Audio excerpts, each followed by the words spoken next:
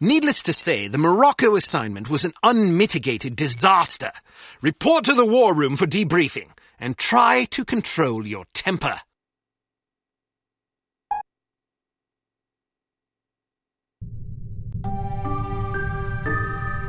Well, I think we can classify Morocco as a complete disaster. I knew we were asking for trouble, sending a woman and a fossil like Lowry on an assignment like this. Let's not rush to judgment, shall we? Rush to judgment? I think the facts speak plainly enough. Ambassador Monroe is dead, and we lost another operative, albeit one who should have been put out to pasture long ago. And all we have to show for it are a belligerent, overeducated captive who knows nothing of use, and Ms. Archer here, who has demonstrated an alarming lack of competence in the field.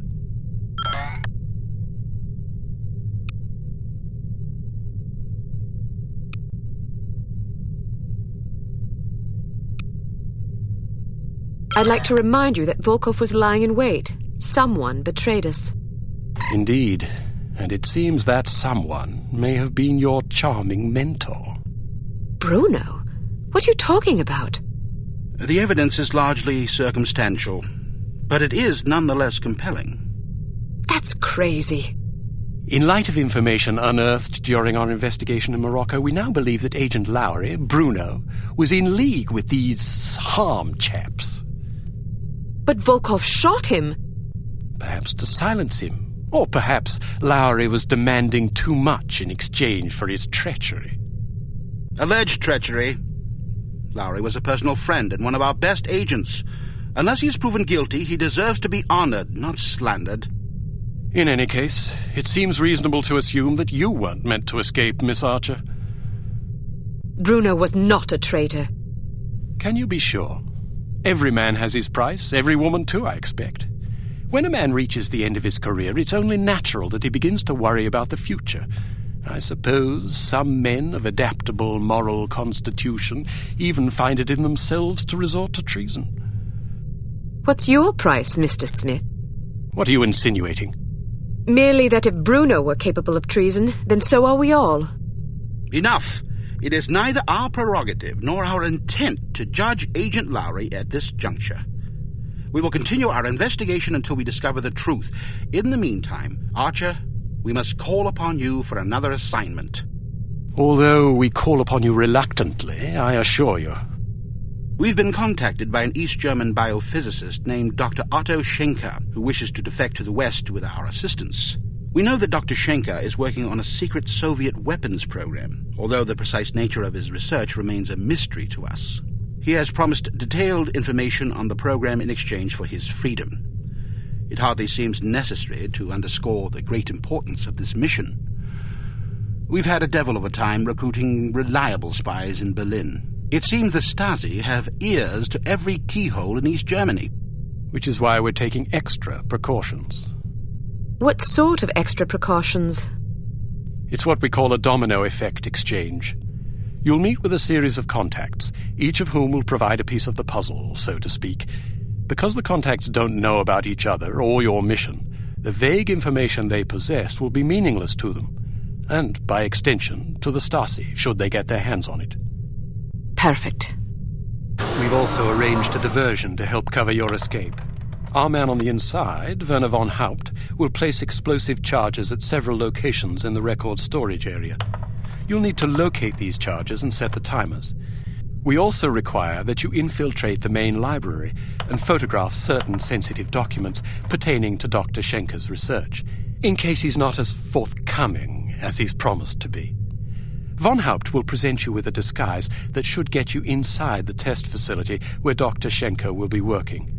Locate the doctor and get him out.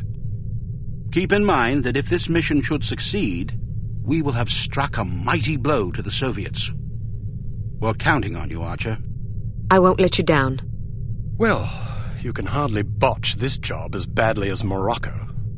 You might want to stop by the training facility and test out the new gadgets the toy makers have prepared for you.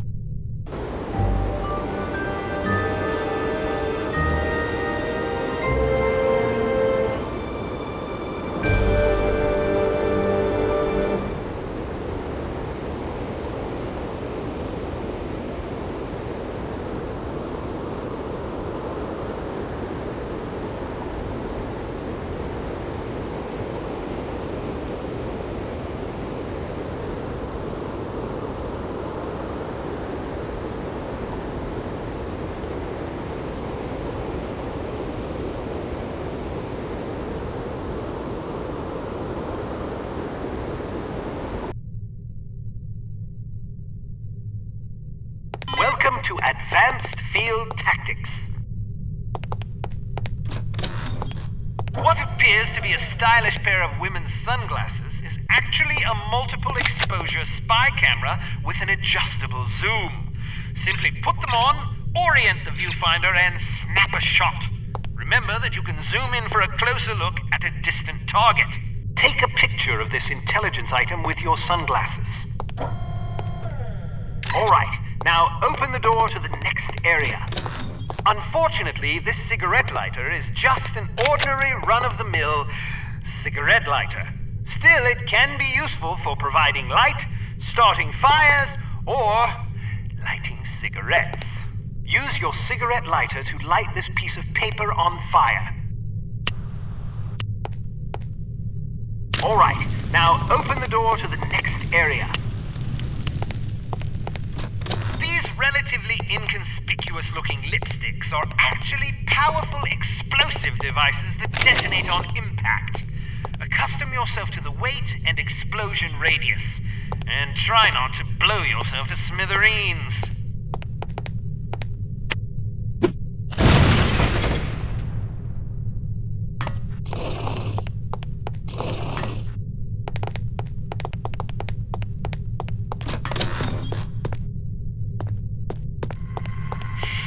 There are several important things to know about security cameras. First, as tempting as it may be, don't destroy them if you can help it. Whoever is monitoring the security system is likely to send someone to investigate or even sound an alarm if any of the cameras goes out. Instead, try to avoid them altogether. If the light on a camera starts flashing, it means you've been detected and the camera is attempting to focus on you. Duck out of sight before you're identified as a threat.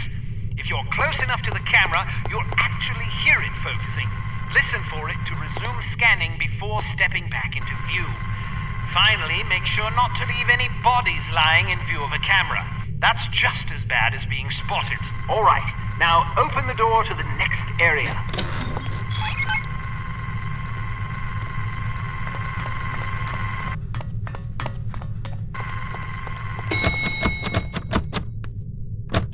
Searchlights are also best avoided.